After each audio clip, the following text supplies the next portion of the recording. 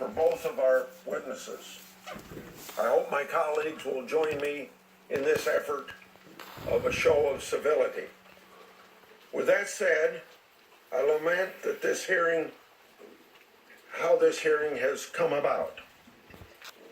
On July the 9th, 2018, the President announced Judge Kavanaugh's nomination to serve on the Supreme Court. Judge Kavanaugh has served on the most important federal appellate court for 12 years.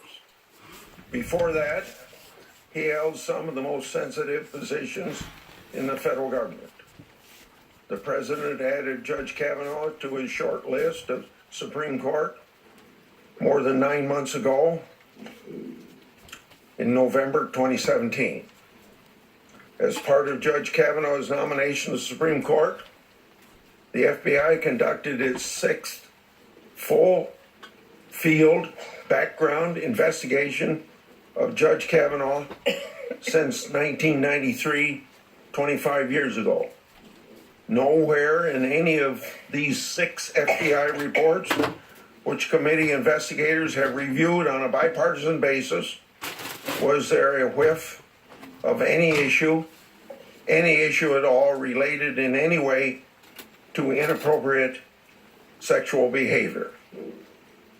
Dr. Ford first raised her allegations in a secret letter to the ranking member nearly 2 months ago in July. This letter was secret from July 30th, September 13th, July 30th until September 13th when I first heard about it. The ranking member took no action. The letter wasn't shared with me, our colleagues, or my staff. These allegations could have been investigated in a way that maintained the confidentiality that Dr. Ford requested. Before his hearing, Judge Kavanaugh met privately with 65 senators, including the ranking member. But the ranking member didn't ask Judge Kavanaugh about the allegations when she met with him privately in August. The Senate Judiciary Committee held its 4-day public hearing from September 4th to September 7th. Judge Kavanaugh testified for more than 32 hours in public. We held a closed session for members to ask sensitive questions on the last evening, which the ranking member did not attend. Judge Kavanaugh answered nearly 1,300 written questions submitted by senators after the hearing, more than all prior Supreme Court nominees. Throughout this period, we did not know about the ranking member's secret evidence. Then, only at an 11th hour, on the eve of Judge Kavanaugh's confirmation vote, did the ranking member refer the allegations to the FBI. And then, sadly, the allegations were leaked to the press. And that's where Dr. Ford was mistreated. This is a shameful way to treat our witness, who insisted on confidentiality, and of course, Judge Kavanaugh, who has had to address these allegations in the midst of a media circus. When I received Dr. Ford's letter on September the 13th, my staff and I recognized the seriousness of these allegations and immediately began our committee's investigation consistent with the way the committee has handled such allegations in the past. Every step of the way, the Democratic side refused to participate in what should have been a bipartisan investigation. And as far as I know, on all of our judgeships throughout at least the last 4 years or 3 years, that's been the way it's been handled. After Dr. Ford's identity became public, my staff contacted all the individuals she said attended the 1982 party described in the Washington Post article.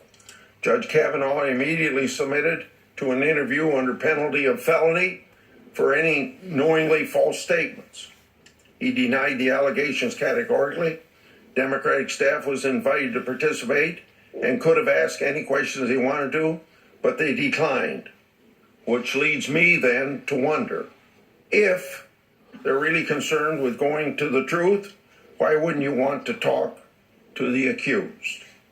The process and procedure is what the committee always does when we receive allegations of wrongdoing. My staff reached out to other individuals allegedly at the party: Mark Judge, Patrick Smith, Leland Kaiser. All three submitted statements to the Senate under penalty of felony, denying any knowledge of the events described by Dr. Ford. Dr. Ford's lifelong friend, Miss Kaiser, stated she doesn't know Judge Kavanaugh and doesn't recall ever attending a party with him. My staff made repeated requests to interview Dr. Ford during the past 11 days, even volunteering to fly to California to take her testimony. But her attorneys refused to present her allegations to Congress.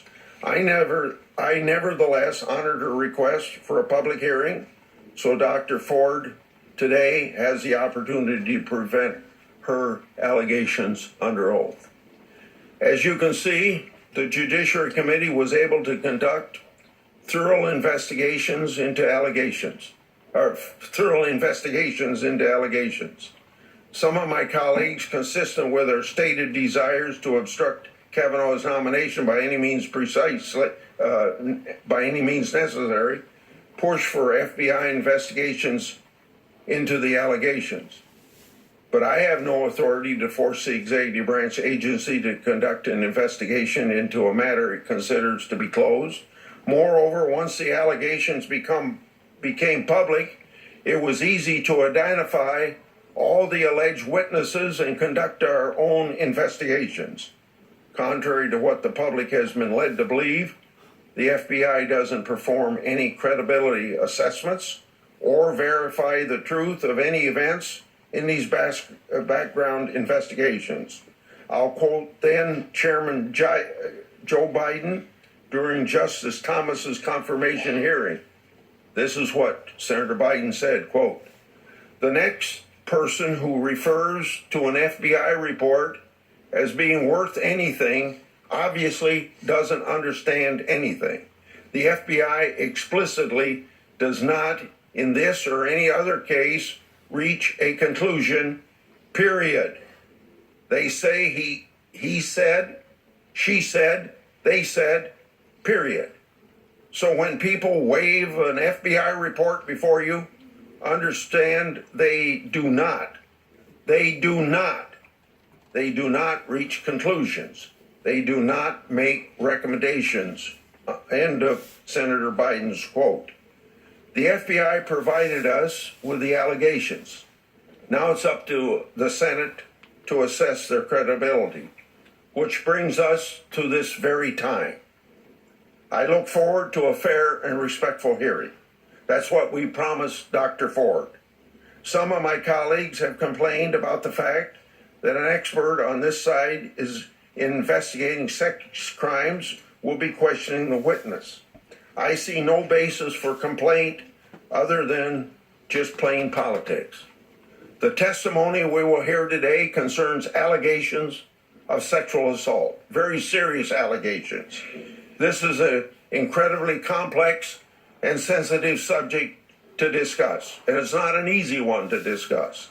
That is why the senators on this side of the dais believe an expert who has deep experience and training in interviewing victims of sexual assault and investigating sexual assault allegations should be asking questions.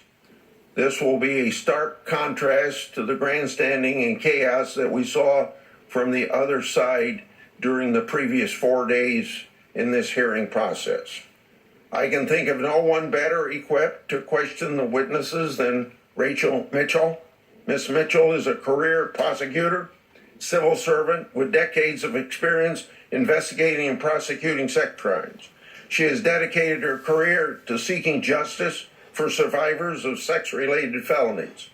Most recently, Rachel was a division chief of the Special Victims Division, Maricopa County Attorney's Office, which prosecutes sex crimes and family violence.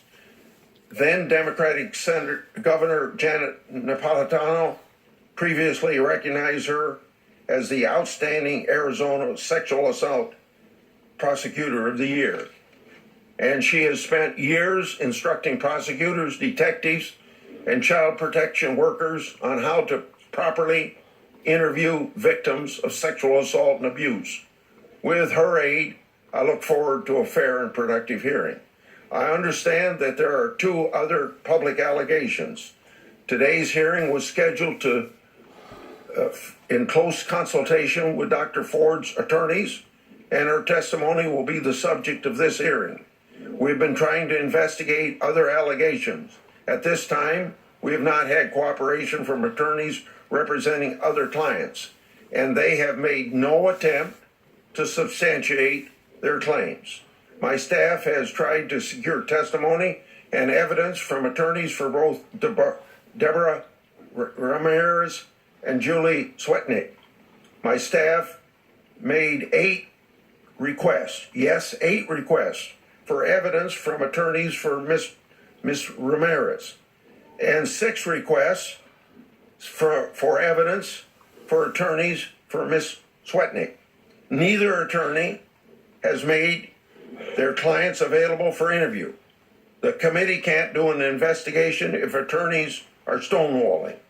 I hope you all understand that we have attempted to seek additional information, as we do a lot of times when there are holes in what we call the BI reports. Additionally, all the witnesses should know, by when I say all the witnesses, I mean Dr. Ford and I mean Judge Kavanaugh. All the witnesses should know that they have the right under Senate Rule 26.5 to ask that the committee go into closed session if a question requires an answer that is a clear invasion of their right to privacy. If either Dr. Ford or Judge Kavanaugh feel that Senate Rule 26.5 ought to be involved, they should simply say so. Senator Feinstein. Thank you very much, Mr. Chairman. I'll make just a brief comment on your references to me. Yes, I did receive a letter from Dr. Ford. It was conveyed to me by a member of Congress, Anna Eshoo. The next day, I called Dr. Ford. We spoke on the phone.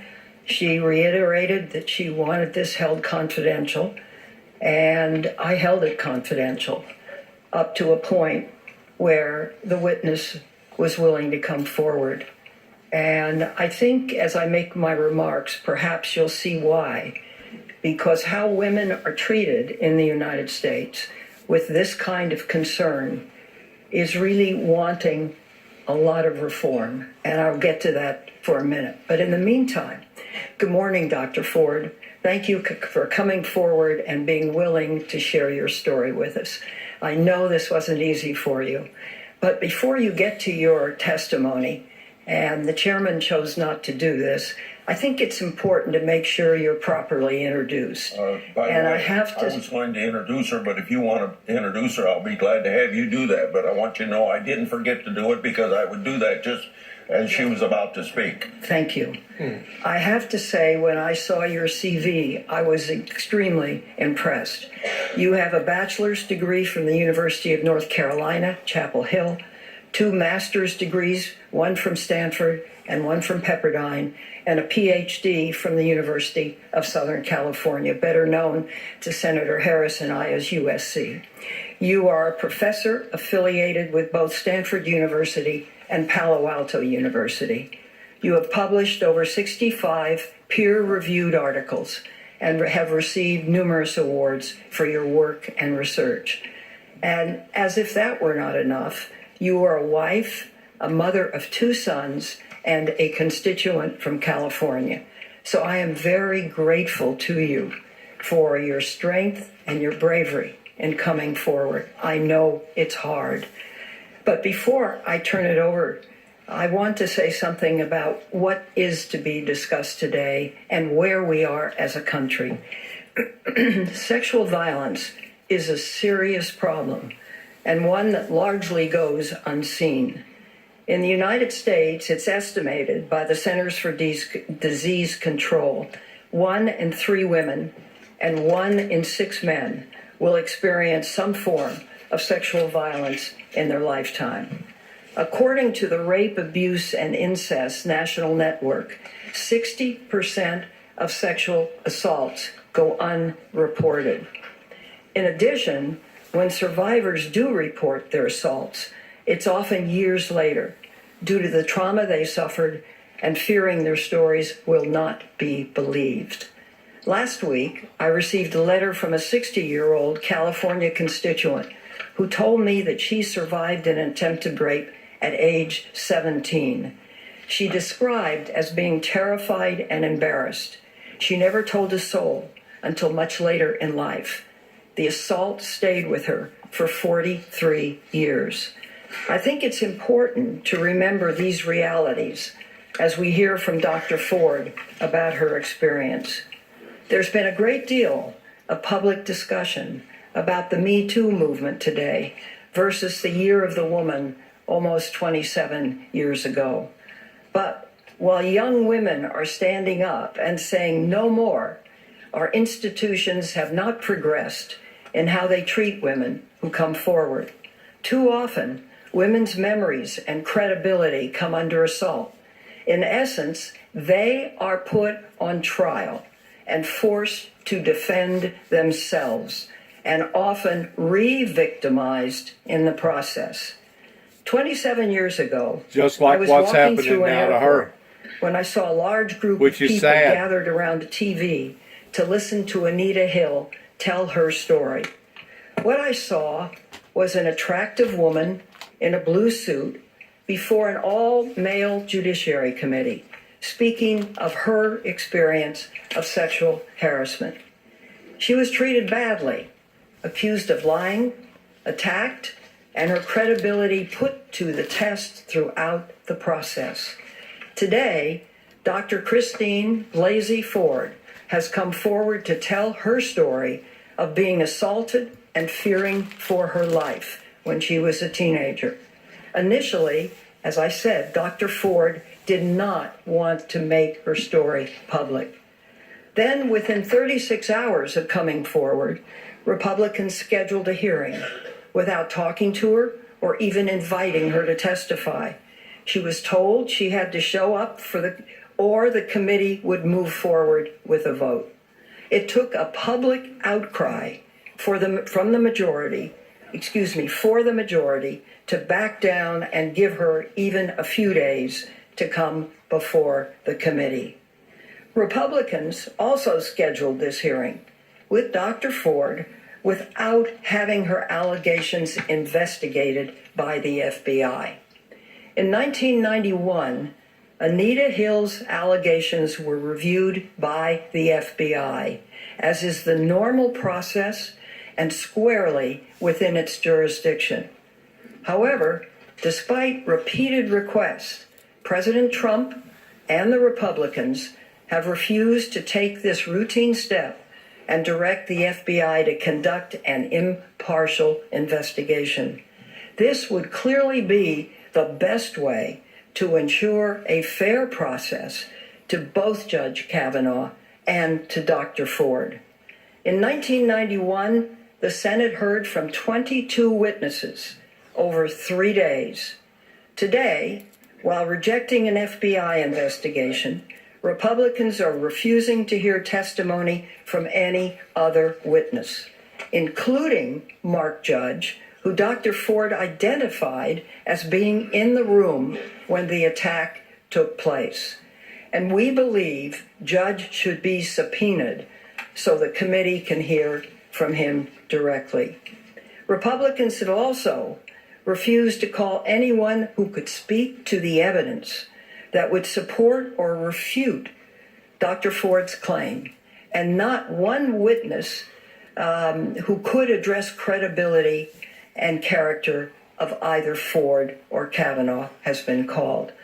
What I find most inexcusable is this rush to judgment, the unwillingness to take these kinds of allegations at face value and look at them for what they are, a real question of character for someone who is asking for a lifetime appointment on the Supreme Court.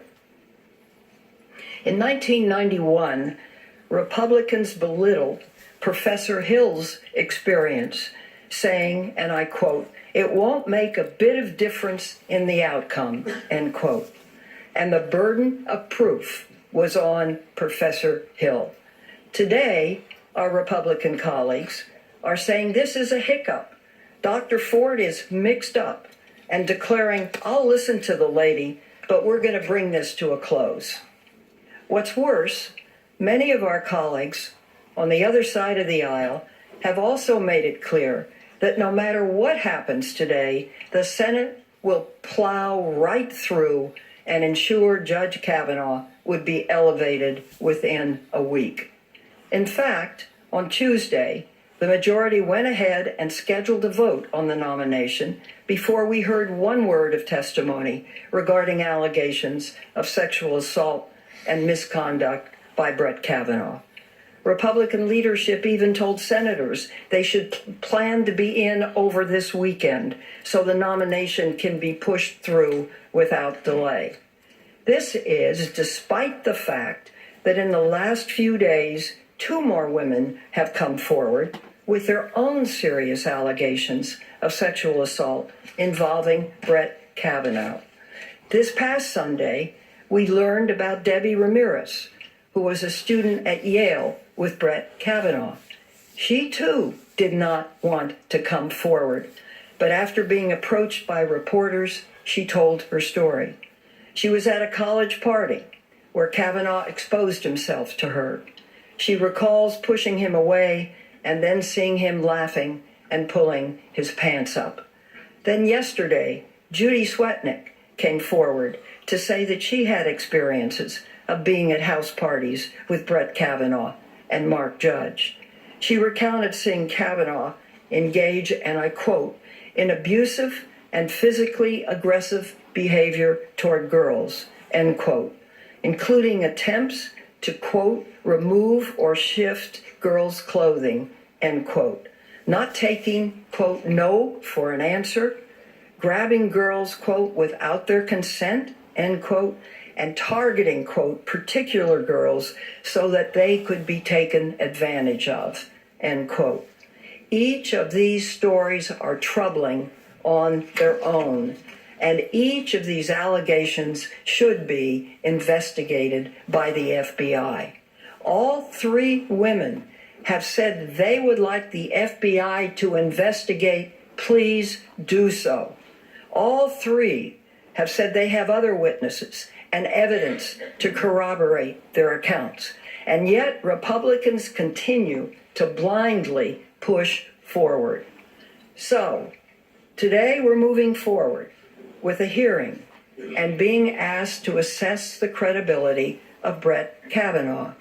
He's made several statements about how his focus was on school, basketball, service projects, and going to church.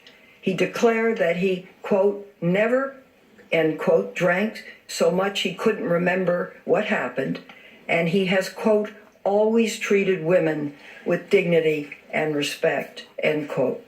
And while he has made these declarations, more and more people have come forward, challenging his characterization of events and behaviors.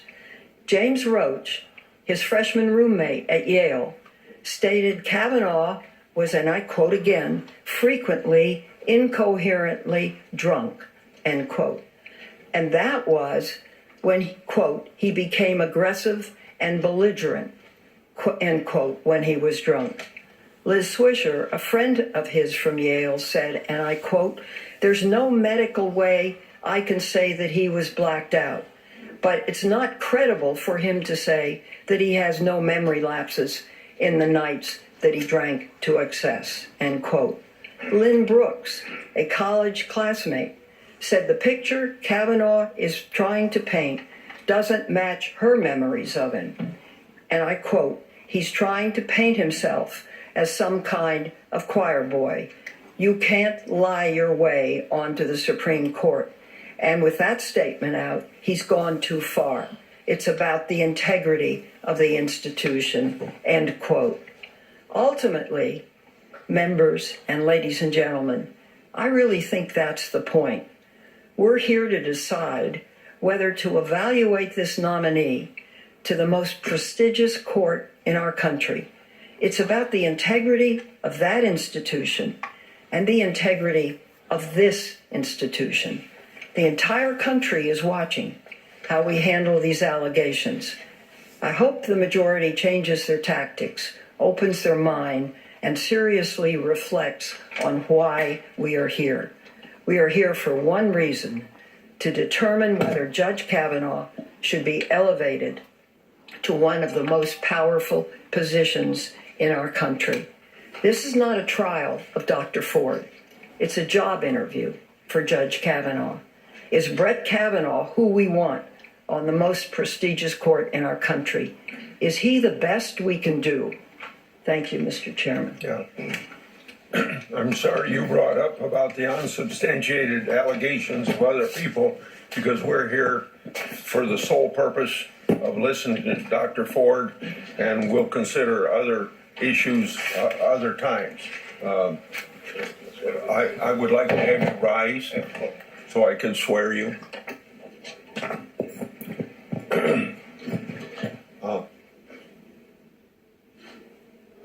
Now, do you swear that the testimony you're about to give before this committee will be the truth, the whole truth, and nothing but the truth, so help you God? Thank you very much. Please be seated, and before you give your statement, I want to say that to everybody that she has asked for anytime you ask for a break, you get a break. Anytime there's something that you need you don't have, just ask us. And you can have as much time for your opening statement as you want, and just generally let us know if there's any issues. Proceed, please. Thank you, Senator Grassley. I think after I read my opening statement, I anticipate needing some caffeine, if that is available. Okay. Can you pull the microphone just a little bit closer to you, please? Okay. Can the whole box go a little bit That's what closer? I'm trying, Senator. No. Okay. Well, then. I'll lean forward. Thank you. I could. Thank you. Okay. Is this good? Yeah. Okay. Thank you, Chairman Grassley and Ranking Member Feinstein, members of the committee. My name is Christine Blasey Ford. I am a professor of psychology at Palo Alto University and a research psychologist at the Stanford University School of Medicine. I won't detail my educational background since it has already been summarized. I have been married to Russell Ford since 2002, and we have 2 children. I am here today not because I want to be. I am terrified. I am here because I believe it is my civic duty to tell you what happened to me while Brett Kavanaugh and I were in high school. I have described the events publicly before. I summarized them in my letter to Ranking Member Feinstein and again in a letter to Chairman Grassley. I understand and appreciate the importance of your hearing from me directly about what happened to me and the impact that it has had on my life and on my family. I grew up in the suburbs of Washington, D.C. I attended the Holton Arms School in Bethesda, Maryland from 1978 to 1984. Holton Arms is an all-girls school that opened in 1901. During my time at the school, girls at Holton Arms frequently met and became friendly with boys from all boys schools in the area, including the Landon School, Georgetown Prep, Gonzaga High School, as well as our country clubs and other places where kids and families socialized. This is how I met Brett Kavanaugh, the boy who sexually assaulted me. During my freshman and sophomore school years, when I was 14 and 15 years old, my group of friends intersected with Brett and his friends for a short period of time. I had been friendly with a classmate of Brett's for a short time during my freshman and sophomore year. And it was through that connection that I attended a number of parties that Brett also attended. We did not know each other well, but I knew him and he knew me. In the summer of 1982, like most summers, I spent most every day at the Columbia Country Club in Chevy Chase, Maryland, swimming and practicing diving. One evening that summer, after a day of diving at the club, I attended a small gathering at a house in the Bethesda area. There were 4 boys I remember specifically being at the house: Brett Kavanaugh, Mark Judge, a boy named PJ, and one other boy whose name I cannot recall. I also remember my friend Leland attending. I do not remember all of the details of how that gathering came together, but like many that summer, it was almost surely a spur-of-the-moment gathering. I truly wish I could be more helpful with more detailed answers to all of the questions that have and will be asked about how I got to the party and where it took place and so forth. I don't have all the answers, and I don't remember as much as I would like to. But the details about that night that bring me here today are the ones I will never forget. They have been seared into my memory and have haunted me episodically as an adult. When I got to the small gathering, people were drinking beer in a small living room, family room type area on the first floor of the house. I drank 1 beer. Brett and Mark were visibly drunk. Early in the evening, I went up a very narrow set of stairs leading from the living room to a second floor to use the restroom. When I got to the top of the stairs, I was pushed from behind into a bedroom across from the bathroom. I couldn't see who pushed me. Brett and Mark came into the bedroom and locked the door behind them. There was music playing in the bedroom. It was turned up louder by either Brett or Mark once we were in the room. I was pushed onto the bed, and Brett got on top of me. He began running his hands over my body and grinding into me. I yelled, hoping that someone downstairs might hear me, and I tried to get away from him, but his weight was heavy. Brett groped me and tried to take off my clothes. He had a hard time because he was very inebriated, and because I was wearing a 1-piece bathing suit underneath my clothing. I believed he was going to rape me. I tried to yell for help. When I did, Brett put his hand over my mouth to stop me from yelling. This is what terrified me the most and has had the most lasting impact on my life. It was hard for me to breathe, and I thought that Brett was accidentally going to kill me. Both Brett and Mark were drunkenly laughing during the attack. They seemed to be having a very good time. Mark seemed ambivalent, at times urging Brett on, and at times telling him to stop. A couple of times I made eye contact with Mark and thought he might try to help me, but he did not. During this assault, Mark came over and jumped on the bed twice while Brett was on top of me. And the last time that he did this, we toppled over and Brett was no longer on top of me. I was able to get up and run out of the room. Directly across from the bedroom was a small bathroom. I ran inside the bathroom and locked the door. I waited until I heard Brett and Mark leave the bedroom, laughing, and loudly walk down the narrow stairway, pinballing off the walls on the way down. I waited, and when I did not hear them come back up the stairs, I left the bathroom, went down the same stairwell, through the living room, and left the house. I remember being on the street and feeling an enormous sense of relief that I had escaped that house and that Brett and Mark were not coming outside after me. Brett's assault on me drastically altered my life. For a very long time, I was too afraid and ashamed to tell anyone these details. I did not want to tell my parents that I, at age 15, was in a house without any parents present, drinking beer with boys. I convinced myself that because Brett did not rape me, I should just move on and just pretend that it didn't happen. Over the years, I told very, very few friends that I had this traumatic experience. I told my husband before we were married that I had experienced a sexual assault. I had never told the details to anyone, the specific details, until May 2012 during a couples counseling session. The reason this came up in counseling is that my husband and I had completed a very extensive, very long remodel of our home, and I insisted on a second front door, an idea that he and others disagreed with and could not understand. In explaining why I wanted a second front door, I began to describe the assault in detail.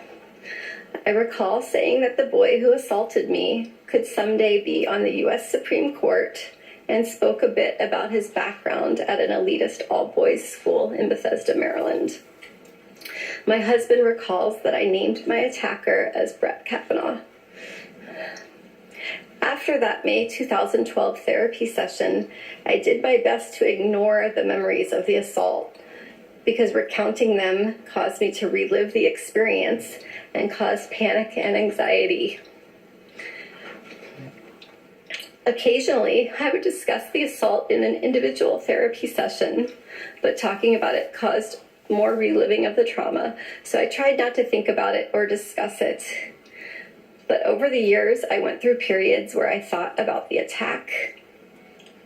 I had confided in some close friends that I had had an experience with sexual assault. Occasionally, I stated that my assailant was a prominent lawyer or judge, but I did not use his name.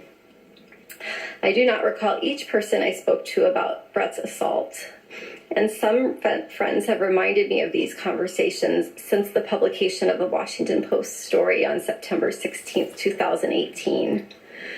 But until July 2018, I had never named Mr. Kavanaugh as my attacker outside of therapy. This changed in early July 2018. I saw press reports stating that Brett Kavanaugh was on the short list of a list of very well qualified Supreme Court nominees. I thought it was my civic duty to relay the information I had about Mr. Kavanaugh's conduct so that those considering his nomination would know about this assault. On July 6th, I had a sense of urgency to relay the information to the Senate and the President as soon as possible before a nominee was selected. I did not know how specifically to do this. I called my congressional representative and let her receptionist know that someone on the President's shortlist had attacked me. I also sent a message to the encrypted Washington Post confidential tip line. I did not use my name, but I provided the names of Brett Kavanaugh and Mark Judge. I stated that Mr. Kavanaugh had assaulted me in the 1980s in Maryland. This was an extremely hard thing for me to do, but I felt that I couldn't not do it. Over the next 2 days, I told a couple of close friends on the beach in Aptos, California, that Mr. Kavanaugh had sexually assaulted me. I was very conflicted as to whether to speak out. On July 9th, I received a return phone call from the office of Congresswoman Anna Eshoo after Mr. Kavanaugh had become the nominee. I met with her staff on July 18th and with her on July 20th, describing the assault and discussing my fears about coming forward. Later, we discussed the possibility of sending a letter to Ranking Member Feinstein, who is one of my state senators, describing what occurred. My understanding is that Representative Eshoo's office delivered a copy of my letter to Senator Feinstein's office on July 30th. The letter included my name, but also a request that it be kept confidential. My hope was that providing the information confidentially would be sufficient to allow the Senate to consider Mr. Kavanaugh's serious misconduct without having to make myself, my family, or anyone's family vulnerable to the personal attacks and invasions of privacy that we have faced since my name became public. In a letter dated August 31st, Senator Feinstein wrote that she would not share the letter without my explicit consent, and I appreciated this commitment. Sexual assault victims should be able to decide for themselves when and whether their private experience is made public. As the hearing date got closer, I struggled with a terrible choice. Do I share the facts with the Senate and put myself and my family in the public spotlight? Or do I preserve our privacy and allow the Senate to make its decision without knowing the full truth of his past behaviors? I agonized daily with this decision throughout August and September 2018. The sense of duty that originally motivated me to reach out confidentially to the Washington Post and to Anna Eshoo's office when there was still a list of extremely qualified candidates, and to Senator Feinstein was always there, but my fears of the consequences of speaking out started to exponentially increase. During August 2018, the press reported that Mr. Kavanaugh's confirmation was virtually certain. Persons painted him as a champion of women's rights and empowerment. And I believed that if I came forward, my single voice would be drowned out by a chorus of powerful supporters. By the time of the confirmation hearings, I had resigned myself to remaining quiet and letting the committee and the Senate make their decision without knowing what Mr. Kavanaugh had done to me. Once the press started reporting on the existence of the letter I had sent to Senator Feinstein, I faced mounting pressure. Reporters appeared at my home and at my workplace, demanding information about the letter in the presence of my graduate students. They called my bosses and coworkers and left me many messages, making it clear that my name would inevitably be released to the media. I decided to speak out publicly to a journalist who had originally responded to the tip I had sent to the Washington Post and who had gained my trust. It was important for me to describe the details of the assault in my own words. Since September 16th, the date of the Washington Post story, I have experienced an outpouring of support from people in every state of this country. Thousands and thousands of people who have had their lives dramatically altered by sexual violence have reached out to share their experience and have thanked me for coming forward. We have received tremendous support from our friends and our community. At the same time, my greatest fears have been realized, and the reality has been far worse than what I expected. My family and I have been the target of constant harassment and death threats, and I've been called the most vile and hateful names imaginable. These messages, while far fewer than the expressions of support, have been terrifying and have rocked me to my core. People have posted my personal information and that of my parents online on the internet. This has resulted in additional emails, calls, and threats. My family and I were forced to move out of our home. Since September 16th, my family and I have been visiting in various secure locales, at times separated and at times together, with the help of security guards. This past Tuesday evening, my work email was hacked and messages were sent out trying to recant my description of the sexual assault. Apart from the assault itself, these past couple of weeks have been the hardest of my life. I've had to relive this trauma in front of the world, and I've seen my life picked apart by people on television, on Twitter, other social media, other media, and in this body who have never met me or spoken with me. I have been accused of acting out of partisan political motives. Those who say that do not know me. I am an independent person and I am no one's pawn. My motivation in coming forward was to be helpful and to provide facts about how Mr. Kavanaugh's actions have damaged my life, so that you could take into a serious consideration as you make your decision about how to proceed. It is not my responsibility to determine whether Mr. Kavanaugh deserves to sit on the Supreme Court. My responsibility is to tell you the truth. I understand that a professional prosecutor has been hired to ask me questions, and I'm committed to doing my very best to answer them.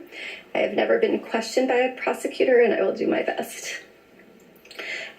At the same time, because the committee members will be judging my credibility, I do hope to be able to engage directly with each of you.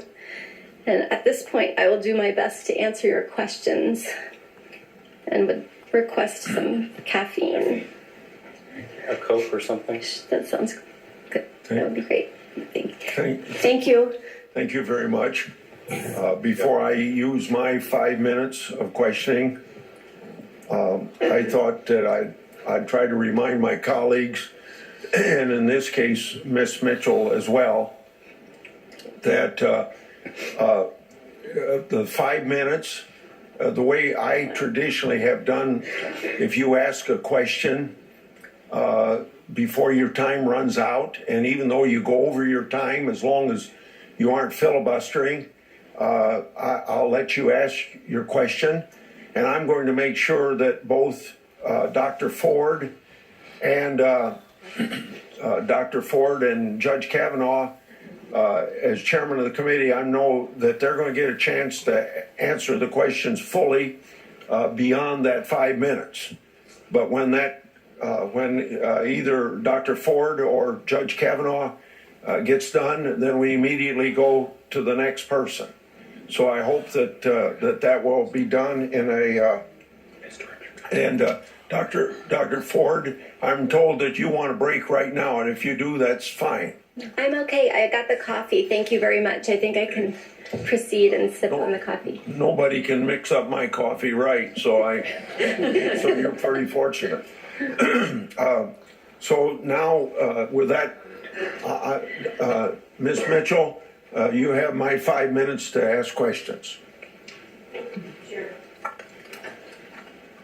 Good morning, Dr. Ford. Hi. We haven't met. My name is Rachel Mitchell. Nice to meet you. I just wanted to tell you the first thing that struck me from your statement this morning was that you were terrified. And I just wanted to let you know I'm very sorry. That's not right. I know this is stressful, and so I would like to set forth some guidelines that maybe will alleviate that a little bit. If I ask you a question that you don't understand, please ask me to clarify it or ask it in a different way. When I ask questions, sometimes I'll refer back to other information you've provided. If I do that and I get it wrong, please correct me. Okay. I'm not going to ask you to guess. I know it was a long time ago. If you do estimate, please let me know that you're estimating, okay? Fair. We've put before you, and I'm sure you have copies of them anyway, 5 pieces of information, and I wanted to go over them. The first is a screenshot of a WhatsApp texting between you and somebody at the Washington Post. Do you have that in front of you? Yes. I want to stop right there The first in regard two texts to were sent by you this on particular setting or hearing, which once more, this is not about a criminal proceeding as far as a actual crime, but this is more or less over an interview. But I wanted to put my 2 cents in pertaining to her testimony and her feeling like she was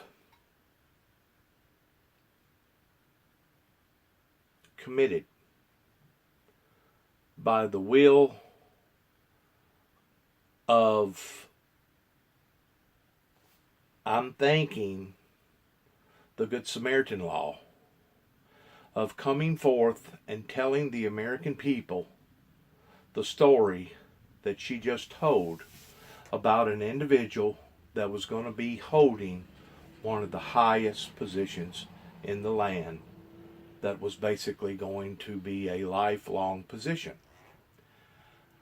First of all, I want to commend her for her courage and for her ability to look through the smoke screen and to say, you know what, this is something that's going to be bigger than herself, pertaining to her feeling responsible to her duties as an American citizen.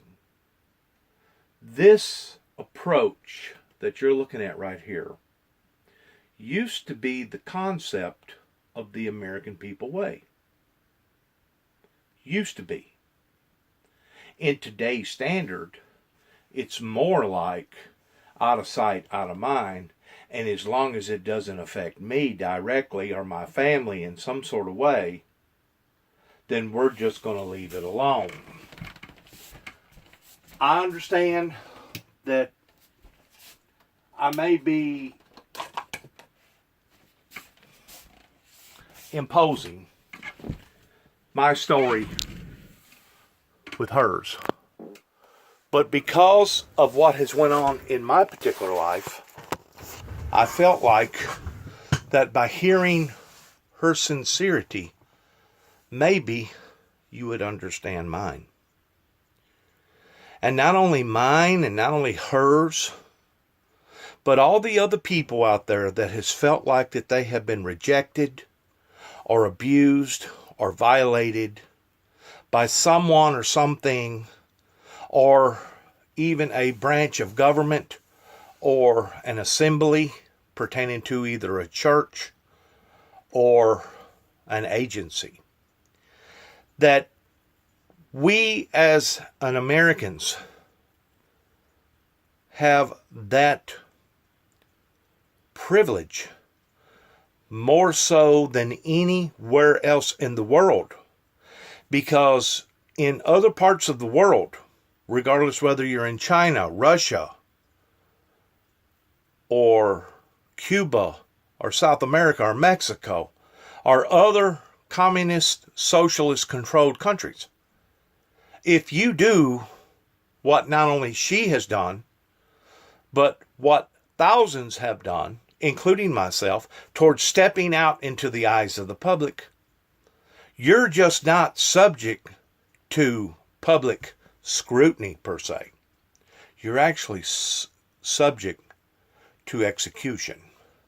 Whenever you have these oligarchs that are in control of people's lives to the point that they want to take their finger and just literally push down on everybody and everything. This is the very thing that my father fought for in World War II, to defeat this type of tyranny.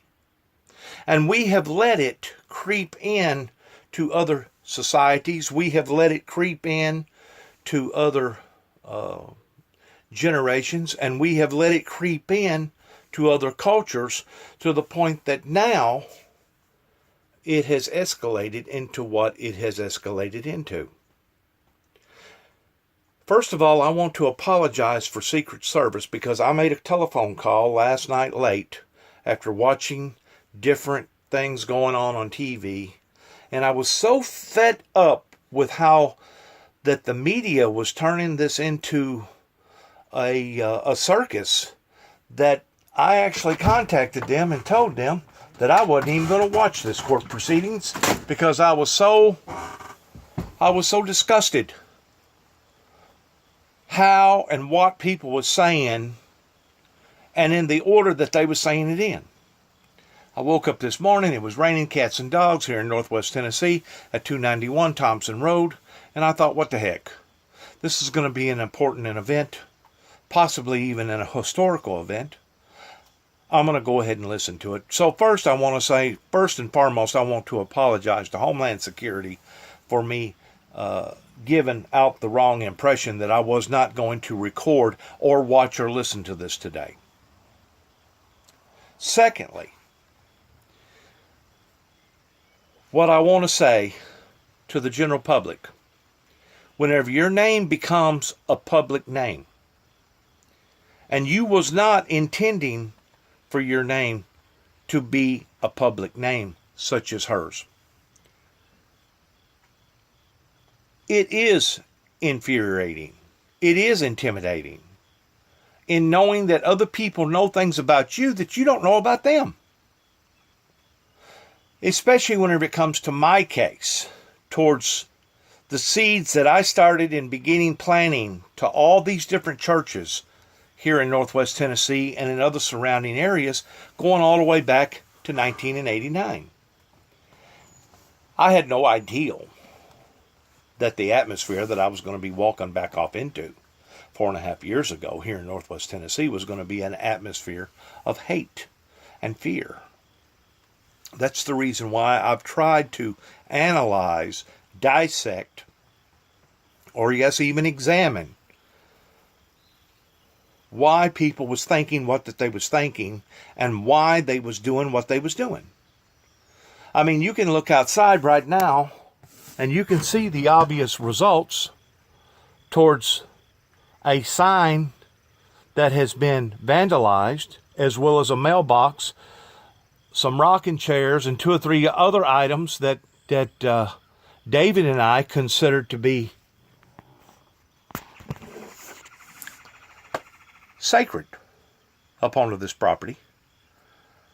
So as things escalated and various people come out here and throwed out beer bottles and beer cans, and they egged the place 2 or 3 different times, and they would come out here revving up their motors, and they would squall tires, and I couldn't tell you the amount of times that I've been challenged, either on my own property or out in other areas, simply because of heathenistic type atmospheric conditions. So yes, whenever you walk out into the eyes of the public, you do stand a chance on becoming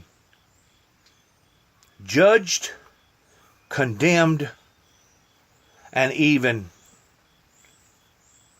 prosecuted or executed to the fullest extent of the heathenistic activities that goes on out into society. I knew the world was brutal, but I didn't realize that it was that brutal, especially coming back into an area that I was raised up in ever since I was knee-high to a grasshopper. The events that went on in my childhood, some was good, but a lot was bad.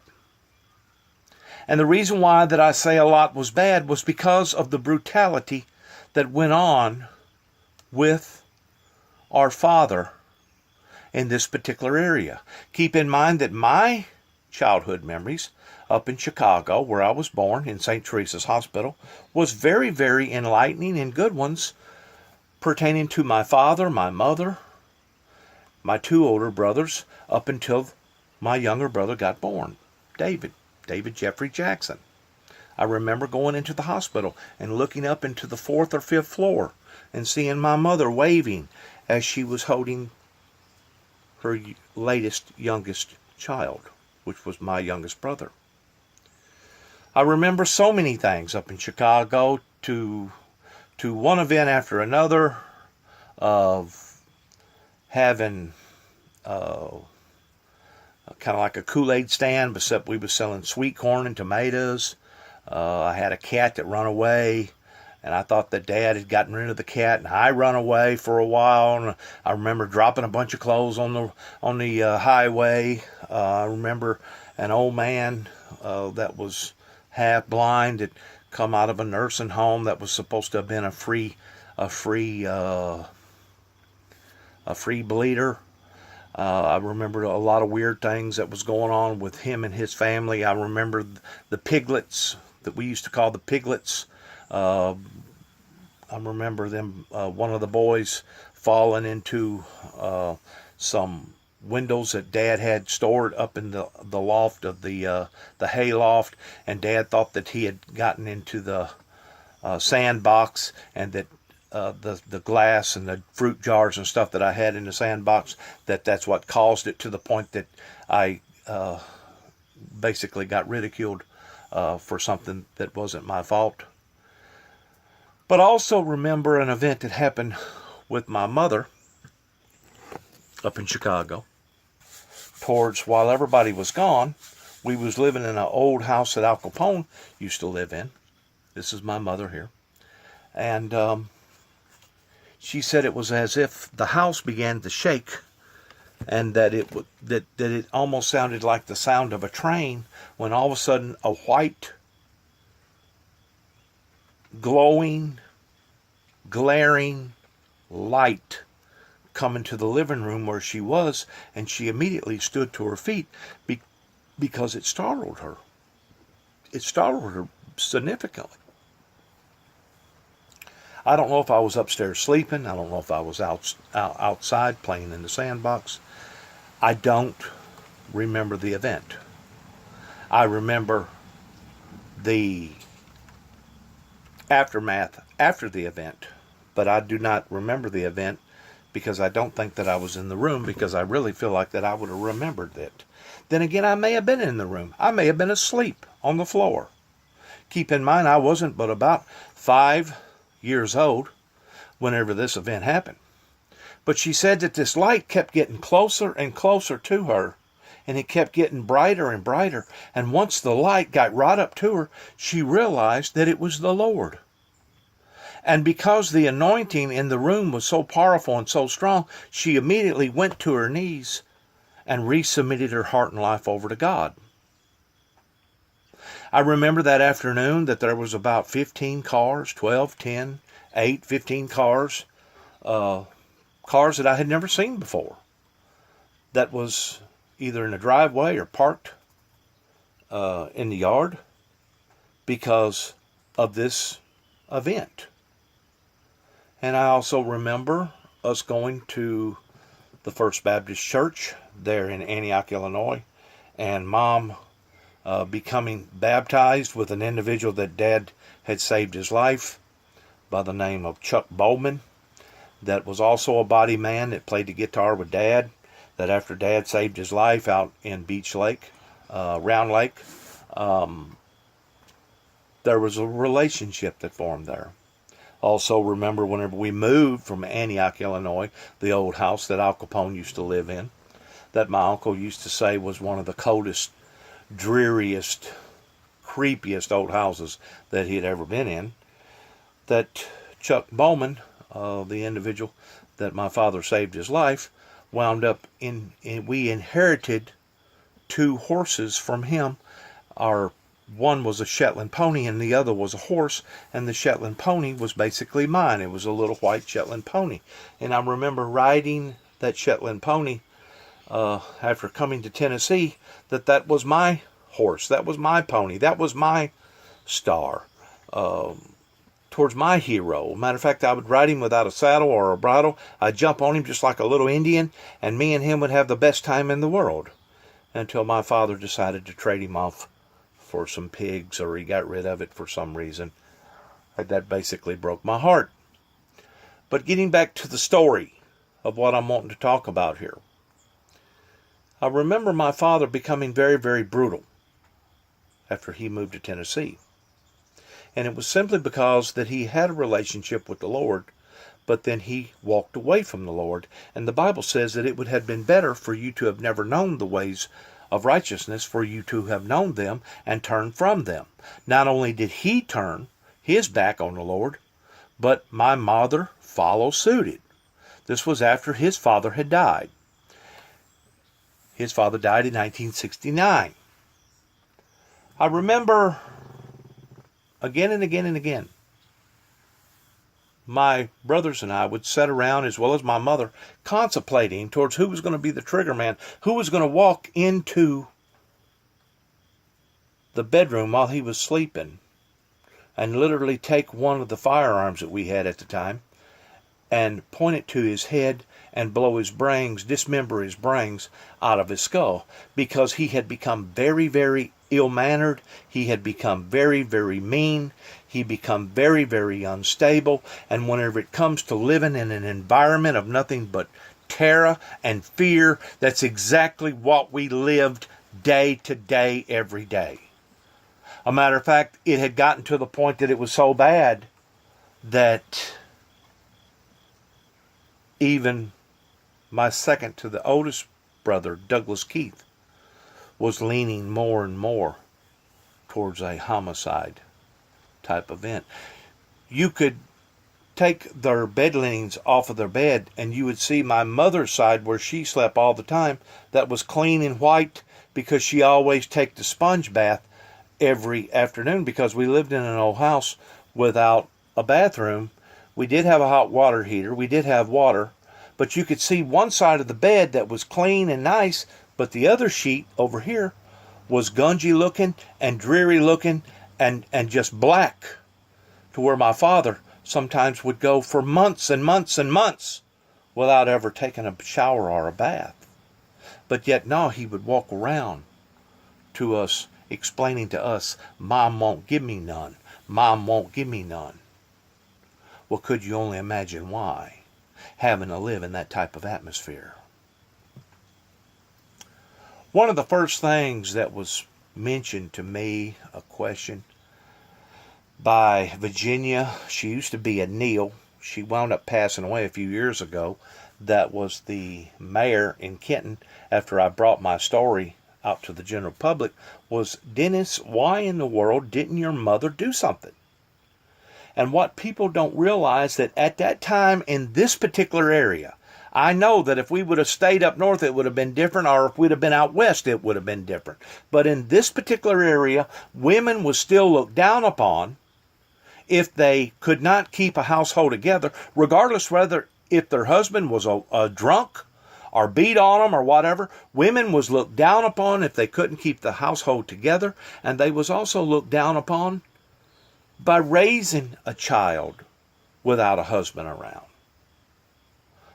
There wasn't as many entitlements back then as what it is today, as far as food stamp, help for a lady who had become separated from her husband, as far as child welfare services and et cetera, et cetera, et cetera. That was one of the reasons why that it broke David and I's heart so dearly whenever the couple come over here and we seen how that the children was having to be exposed to such behavior, that we know that it was going to have deep laceration effects upon their lives, similar to the lacerations that was placed upon our lives. And that's the reason why that we was monitoring this situation very, very carefully, because we had done already come to the conclusion that either one or both was on drugs or had been on drugs. Anytime you see the door get knocked off the hinges 3 or 4 different times, an ambulance got called out here at least twice because of him beating up on her, and whenever you see the guy up on top of the car jumping up and down like he's a baboon, left all the curtains wide open to where you could see them walking around and doing whatever that they wanted to do inside the home. It was just a total insanity environment over there that those children was going to have to be exposed to. And that's the only reason why that we examined that situation as carefully as we did, because we knew that it was going to be devastation to the children. Just like we knew that the type of brutality that we had to endure growing up was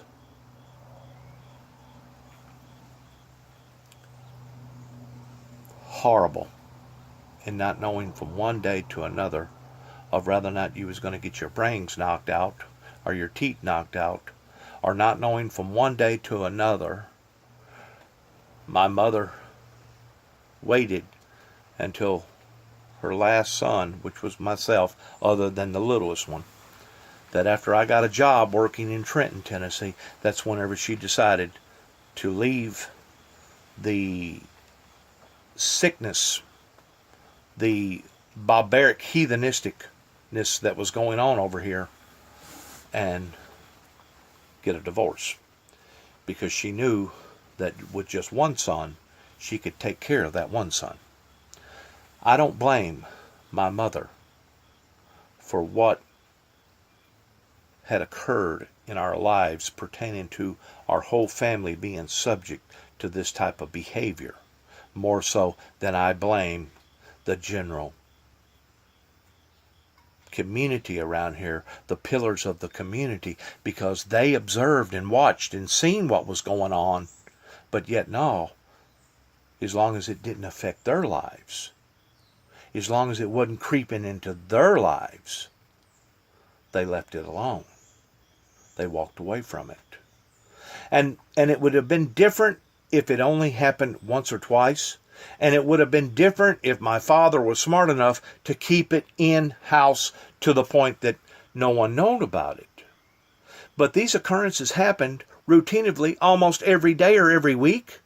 And everybody and their brother knew about it, because it wasn't nothing for my father to go on a frenzy and fly off the handle, regardless whether he was down here at this hop-in store or he was up here in the Cydonia store. In other words, whenever he would go off the deep end, he would go off the deep end, and it didn't matter who was around him.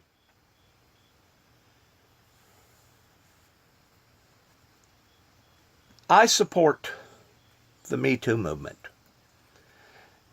And I support anybody who has been subjected to that type of brutality and that type of violence, of being under that type of tyranny. I support the Me Too movement. And if this testimony that this doctor is given today, in which I'm sure it will be a long, lengthy thing, probably be an all-day deal. If this testimony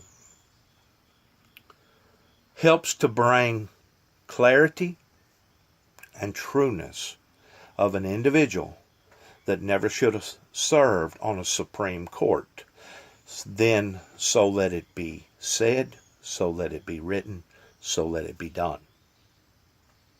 Because from what I could tell by the tone of her voice, by the sincerity of her approach, and from what occurred, it was in fact an act of brutality, an act of violence, regardless whether it was under the influence or not. My position that I hold is a position of being an evangelist for God, and my laws pertaining to the world that I live in, other than the worldly laws, is that I'm not trying to gain a position of being a judge or a senator or a mayor or a congressman or a president. In other words, I'm not trying to hold a position in the eyes of the public pertaining to the laws of man. My position is strictly the position of God, of where God has placed me. Now, have I made serious mistakes in my life? Absolutely. 110%. I have made some horrible, horrible decisions. I have made some horrible, horrible mistakes.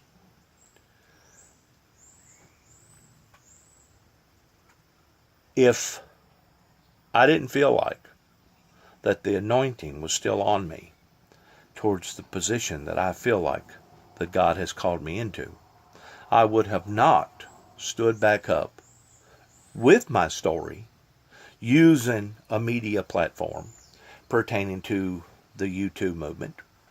And I would basically have silenced myself, and I would have walked away into the sunset, and you would have never heard from Dennis James Juby Jackson again. But because the anointing is on my life, and because I feel like my story is imperative, that needs to be told, regardless whether I'm in telling my story in defense of my mother or telling my story in defense of my two older brothers or my younger brother, I feel like this lady that I am obligated as an American citizen, under whatever pretense, I use the pretense of the Good Samaritan law, towards getting my story out to the general public. Now, just as recently, within the past few days, less than a week, I have leaned more towards the military aspect of allowing people to understand or recognize that because things was not handled properly, going back to 1989, whenever I first stepped out into the eyes of the general public pertaining to this message, it has offsetted where we should be as a society. Not just a society over here, but a society all over the world. Especially the society over in the Middle East, pertaining to all the horror and all the oligarchs that want to control and dominate and dictate people's lives. Or the oligarchs in South America, or Mexico, or Cuba, or China, or Russia, or other parts of the world. This ministry has been sabotaged. And because the ministry was sabotaged, it has helped to sabotage this government towards where we should be right now, and we should not be $21 trillion in debt. Something occurred in 1988 to the effect that not only did several people here in Weakley County observe 9 tapes pertaining to my testimony, but those tapes were sent to the White House, and somebody, once more, didn't pay attention to the reason why that somebody sat down, such as myself, and cataloged each day, each week, each month, each year, each event, in telling my story, my testimony out to the general public. And somebody either thought that I was lying about my testimony, or they didn't care about my testimony, or it was a deliberate act of trying to undermine the very will of God towards what was to occur in and with biblical Bible prophecy of the Heavenly Father choosing for me to be in this particular department or this particular position at this particular time, towards being the orchestrator of the Windmill Ministries missions. And to this day, still, right now, out of all the people that has heard about my story, locally in this area, I still don't get no thank yous. I don't get no I'm sorries. I don't get no positive reaction. The only type of reaction up until probably just within the past 2 or 3 weeks that I've been getting was the reaction of hate mongers and negativity. I don't know if it's so much because of the organization that has moved in right up the road here, less than a half a mile from my house, pertaining to the Wiccans, that is a cult, or if it's still because of the non-believers and the lukewarm fence straddlers around here. I don't know. And at this particular juncture in my life, I really don't care.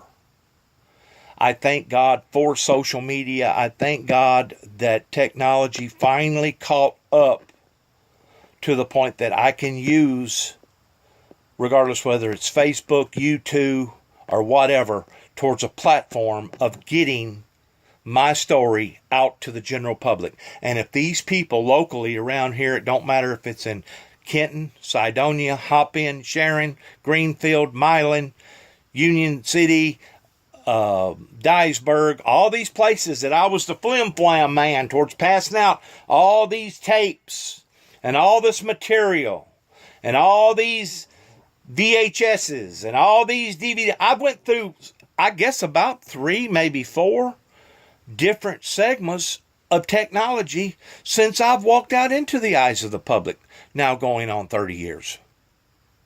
Started out with paper, then I had oodles and gobs of cassettes passed out to all the churches, and then I went from cassettes to VHSs, making movies, and then I went from making movies to DVDs.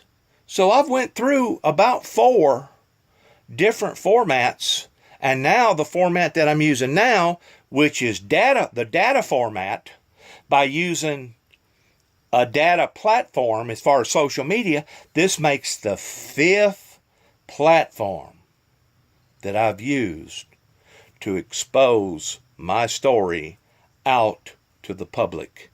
And to this day, I still do not have people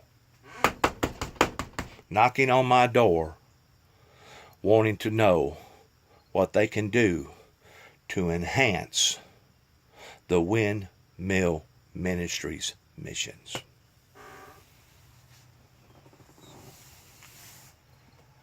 I wish I was a doctor. I wish I had a PhD. I wish I had education like some of these other people. But because of the abuse behavior that was going on at the house, whenever I would sit down late in the afternoons after sitting on a tractor for 2 or 3 hours at a time, sometimes it would be 10:30, 11:30.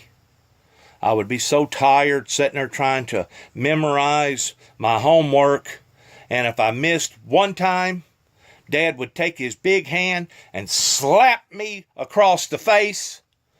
And we're talking about a child at the age of 7, 8, 9 years old that would literally flip in the kitchen off his chair and he would reach down, pick me back up by the hair of the head, set me back into the chair, and say, "We're going to fix this. You're going to understand these words. You're going to get this if it takes all night to do it." There was no truant officer that come to our house. A matter of fact, at the age of 15, because after my brother died at the age of 14, we thought that our father would actually get better, but instead of him getting better, he actually got worse. He became more brutal, more violent. Once more, he had post-traumatic stress syndrome, plus he walked away from God. And lots of these people around here knowed of the behavior that was going on.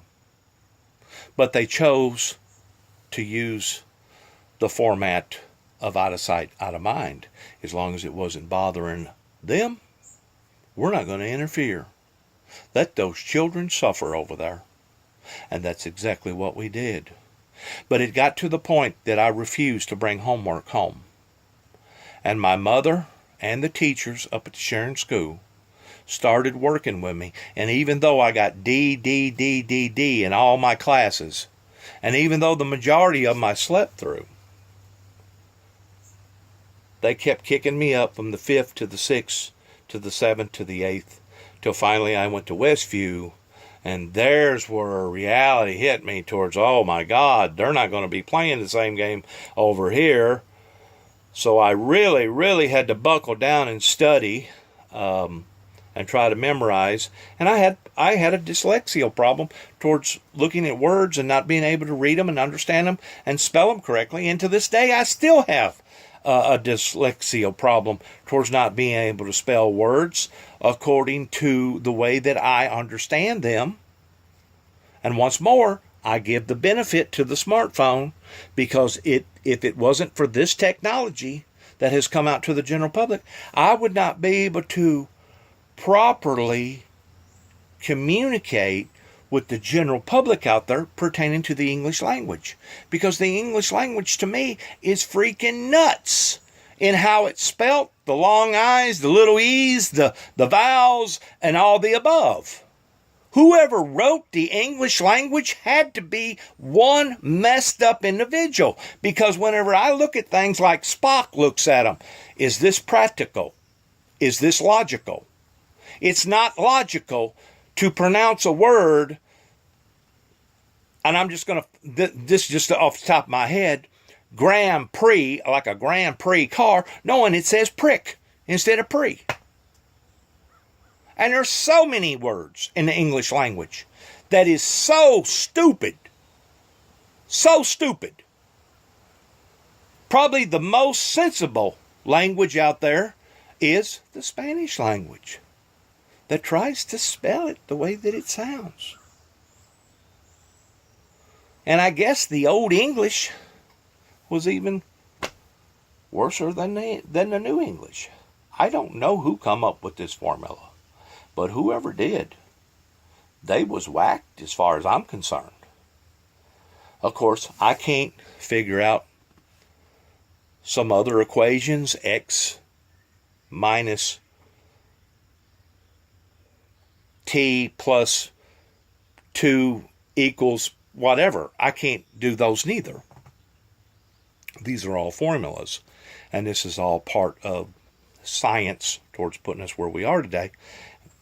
And I don't diminish people of having that type of knowledge and that type of wisdom. But at the same time, I don't expect for people to diminish or ridicule my wisdom and knowledge neither.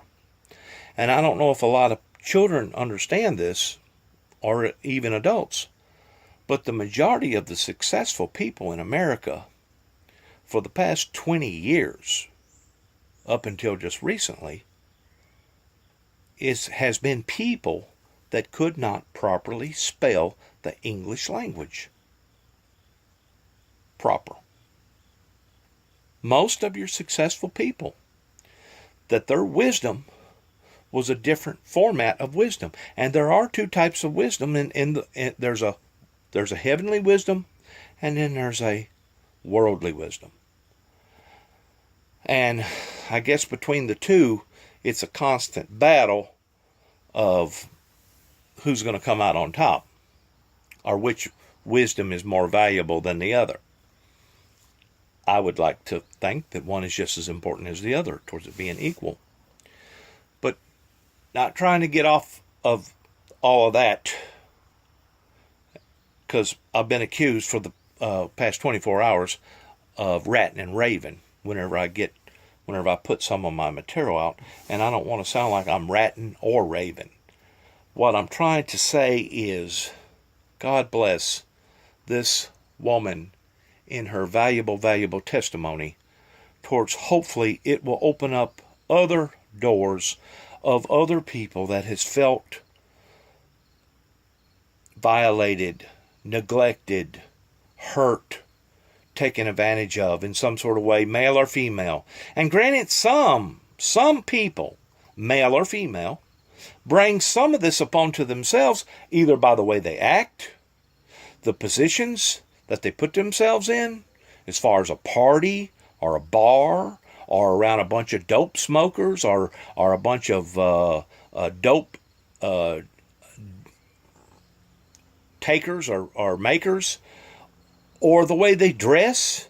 I mean, if you don't have respect for yourself, how can you expect for others to have respect for you if you yourself don't have respect for yourself? In this particular testimony of what I'm hearing, this lady did not cause this. She was fully dressed, and she even had a swimming suit on up underneath her clothing. She was not provocative, basically asking for it. And I don't know how the Supreme Court is going to look at it, or accept it, or reject it. I guess we're just going to have to wait for later on today. But I did want to put my little input into my testimony, my Me Too story, pertaining to if things would have been handled properly whenever I first stood out into the eyes of the public. And I was not trying to be a celebrity seeker. And that's what I was accused of in 1989, right here in this general area. Oh, he's a celebrity seeker. He's seeking celebrityness. That was the very opposite of what I was trying to achieve. And I think even it come up today pertaining to this lady, this doctor. She wasn't seeking this type of atmosphere coming from the general public. She was doing what she was doing because of her convictions. Just like whenever I went out to Oklahoma and to Waco, and I investigated that in a more thorough, deeper way. And I actually talked to investigators and talked to various people that was associated with that, such as Lieutenant Burns and other people that was associated either with the FBI or the ATF. My desire was not to go out there and hurt a bunch of people that's already been hurt. My desire was not to go out there and to look like some sort of troublemaker or to be a hero. My desire was to go out there and get to the bottom of the truth towards what actually happened.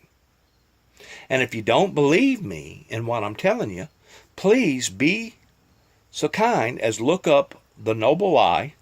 That's about a 4-hour documentary that tells a deeper meaning of the truth of them finding detonators in the lower part of the Oklahoma building that should have been brought out to the general public in the first initial investigation. That way, they could have dug a little deeper why the evidence was still all there to have gotten to the bottom of the truth. Rather than push it off to the side and blame it all on 3,000 pounds of ammonium nitrate and a Ryder truck and 2 idiots that wanted to vindicate, supposedly, a group of people down at Waco, in which I don't think that they was treated decent and fairly neither. But 2 idiots that wanted to try to take the law into their own hands towards supposedly vindicating a group of people down in Waco, Texas. I support the Me Too movement. I support those who are telling the truth.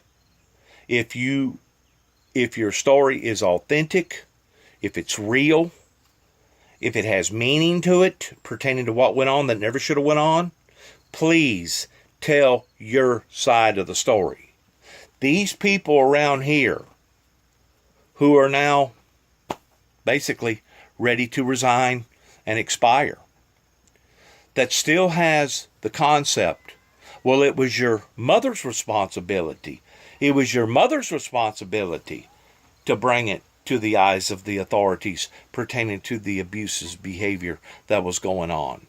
No, it wasn't just my mother's responsibility. It was the community's responsibility. And any time a community that knows stuff like this is occurring and turns their head and sweeps it under the rug, to me, it's not a community. Something has occurred in this area to have caused so much alcohol and drug addiction. That was the main reason why that I come back in 2014, hopefully to open up the St. Del's Recovery Shelter in honor of the 3 H's, habits, hang-ups, and heartaches. That's the reason why that my brother and I received such adversity, such rejection, is because these people didn't want to clean up their act. They didn't want to do better for themselves. They liked the drugs. They liked the marijuana. They liked living in sin. They liked wallowing around in what they'd been wallowing around for the past 25 or 30, 40 years.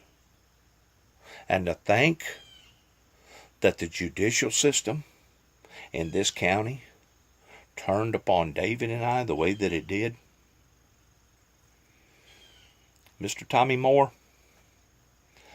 the state prosecuting attorney, the DA, and other officials in this county will stand in front of God in judgment pertaining to what has went on here that never should have happened in the eyes of the public while Juby was telling his Me Too story. And now we're all set back for about 25 or 30 years in comparison to where we should have been if you had listened to what I was trying to tell you going all the way back to 1983. Because of a conspiracy that was trying to not only sabotage but hijack what God had done for me and with me and in me, it has made other consequences and circumstances throughout not only this country, but throughout this planet. It has added insult to misery, just like all the ordeal going on right now over in the Middle East. Trust me, I've always supported peace. I've always supported love.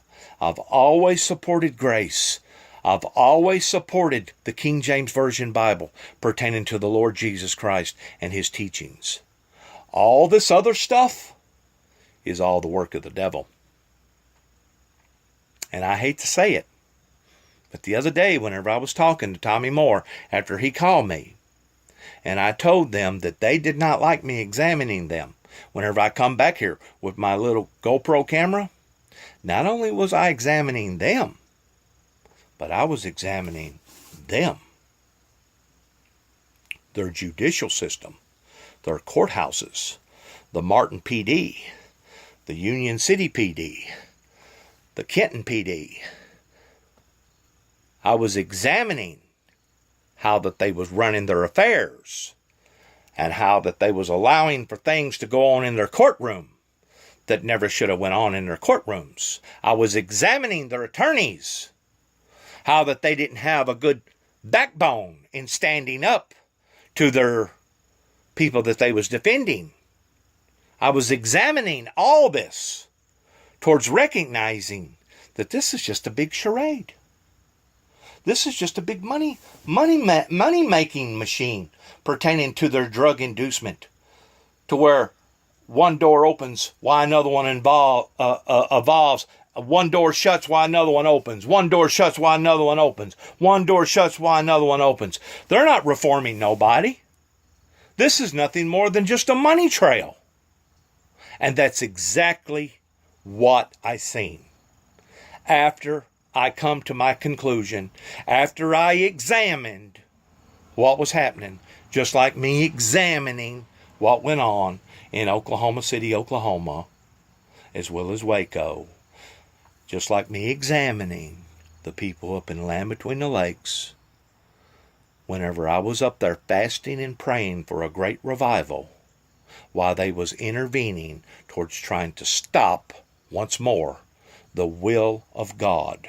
They was trying to undermine, supernaturally speaking, spiritually speaking, they was trying to intervene and stop that in which what I was up there trying to do. I wasn't stalking nobody. I wasn't threatening nobody. I wasn't trying to hurt nobody. The whole time I've been trying to help people.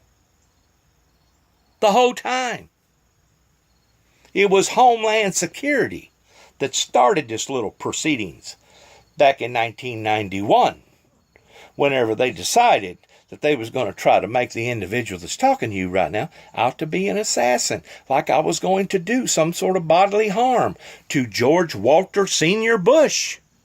They's the ones that started this, just like whenever the 9 tapes went to the White House, that no one got any recognition for. Oh, they throwed it out there to all the other nations. Peace, peace, peace. We want peace. But then less than a year and a half later, they go to war in Desert Storm and Desert Shield. and they declare war on the wrong group of people in the Middle East. You know what that war has costed us so far? About $5 trillion. And God only knows that the eyes, the legs, the dismembered attachments to the body, and God only knows the lives that has sacrificed because of a group of people that thought that they could undermine God. That began right here in the little county called Weekly, which means feeble.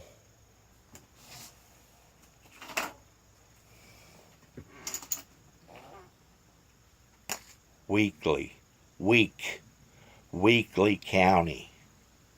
The officials, beginning with the governor, the prior governor, that used to be the Weekly County governor, that come from Parsons. That's where the swamp started getting swampier. One day, these people are going to give an account.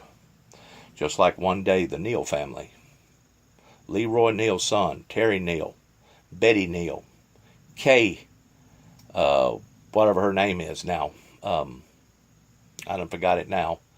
That family will give an account because I presented my life to them for about 2 years in a wholesome Bible study. And they had the opportunity that they could have put me under their wing properly and could have mentored me. But because my ideology was different, and because I looked at things in a much deeper understanding in interpreting the Bible, and because it went against what they had been taught pertaining to the disappearance of all the Christians upon to society whenever God returns back the second time versus the opening of the second seal, because I had done already pronounced that the first seal had been opened. Oh, they treated me like taboo. Stay away from him. He's of the devil. He's of the devil. They done the exact same thing to Jesus Christ. They looked the gift horse in the mouth. They didn't understand him. They didn't believe him. They wanted to say that he was a heretic. They wanted to say that he was some sort of fraudulent blasphemer. And they went to Pontius Pilate, proving their case. Away with him! Away with him! We do not want this guy around us.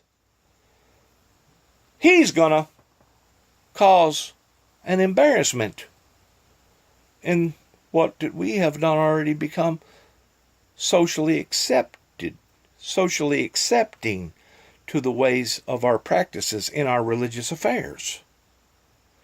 We don't want this man preaching and teaching out in the streets. He's going to take away part of our congregation. We see this guy as him being an interference with our life.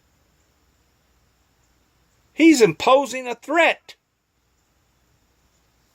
upon to our workplace, the way we make money. That's exactly what they've done here. And it's only been because of the grace of God that God has allowed for me to go through event after event after event after event after event. And God's kept his hand on me. The reason why that I'm sitting here making this interview with data, social media, so that it can go out to others and they can all have their opinion about whether or not they think I'm bogus, whether or not they think I'm sincere, whether or not they think that this is real, whether or not they think that they rather worship the devil other than a righteous holy God pertaining to God's Son, Jesus Christ, or whether or not they want to support me, or whether or not they want to condemn me. So far, this is now going on 4.5 years out here in Northwest Tennessee. I've gotten nothing but rejection, and I've gotten no supporters so far. If I do have any supporters, in which I do have one or two family members that cares about what I'm doing, and in ways they do pray for me and they do support me. So whenever I say we, I'm just not talking about God and myself. I am talking about a couple people that does support in the things that I'm doing. They value what I'm involved in. But the majority around here, and that's the reason why I keep reflecting upon what I'm reflecting, and I hate to use that terminology that if God cannot cure them, He will kill them. He will do them just exactly the way that He done other cultures throughout other centuries, that the messenger come forth with the message. And the good book says, blessed be the peacemaker, and blessed be to those who cometh in the name of the Lord. Apparently, these people still must think that I'm coming in the name of the Antichrist. But yet now you can look at all my material for the past 30 years, and it all talks about Jesus, Jesus, Jesus, Jesus, the Holy Spirit, God the Father, the kingdom of God. If you want to deal with the Antichrist, go a half a mile up the road. You got me confused with them. They're the ones that's against Jesus. They're the ones that don't preach and pray and believe in the Creator. The Wiccans. You got me confused with them. There's lots of people that thinks that they have gotten away with this. Thinks that they have took a jab at the very will of God. Just like whenever Jesus got onto his own disciples because they wanted to pray fire down upon to that man's head. And Jesus said, you know not what spirit you're from. That's the same way with these people. They know it not what spirit that they're from. And because that they have been brainwashed, hoodooed, bamboozled in their teachings, now they look down at me because I don't have Harbor or Yale or Moody Bible College to back me up and to support me. I'm going to tell you what I do have to support me and to back me up. It's stronger than any Bible Moody College. It's stronger than Yale. It's stronger than Harbor. It's stronger than any government. His name begins with a capital G-O-D, the great I am, called the Almighty, for He is the beginning and the ending. And if it takes great more misery in this area, we've already seen so much misery as far as divorces and abortions and marriages being separated and pulled apart, and it's being $21 trillion in debt, and every jail cell is full. We've already seen, God only knows how much misery and pain for the past 30 years, not just here in America, but all over the world. If you want to see more misery, it's just like the Walmart slogan, gonna soon be coming near a neighborhood near you. And it's not because I want it to, but it's because apparently that's what it's going to take to humble these hardened hearts and these deceived, misled souls that obviously don't know how to interpret the Bible correctly. Once more, I want to thank this doctor, which is still on TV. Like I said, I'm pretty sure that it will be on TV for a great while more, pertaining to her testimony of the things that she is saying. I have already made my analogy. I have already done my assessment. I have already felt in my heart that what she is saying is in fact authentic. I haven't heard none of the prosecuting or the cross-examination prosecuting deals going on, and don't have to. Now what the other two witnesses or one witness has got to say about his behavior back 35, 36, 37 years ago. Once more, I haven't heard it, and I'm not going to be judgmental in saying that this guy needs to be in this position or not, because it's not my place to be judgmental. These are these people's jobs. Okay? I do have a right to my opinion. What I heard, I thought was sincere. I thought it was authentic. I thought it was genuine. Rather not the others see it the same way that I see it. As the blind man used to say, "We shall see," said the blind man. Once more, I want to thank my viewers of listening and taking time to hear what I had to say pertaining to my Me Too story. And once more, if there's anybody else out there that has a credible, authentic, genuine, 100% story that they know that they can back up. And I've still got living witnesses, and I've got oodles and oodles of gobs of proof pertaining to not only paperwork, but audio, video, and now digital. I've got oodles and oodles of gobs of work that I can prove my case to the general public. Thanks again. God bless. Can't say it enough in the year of the Jubilee, the Golden Jubilee, which is in 2018.